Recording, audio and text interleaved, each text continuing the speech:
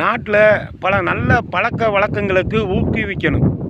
இந்த சினிமா திரைப்படம் பாருங்கள், நல்ல பழக்க வழக்கங்கள்லாம் ஊக்குவிக்கிற மாதிரி பழைய படங்கள் திரைப்படங்கள்லாம் இருந்தது.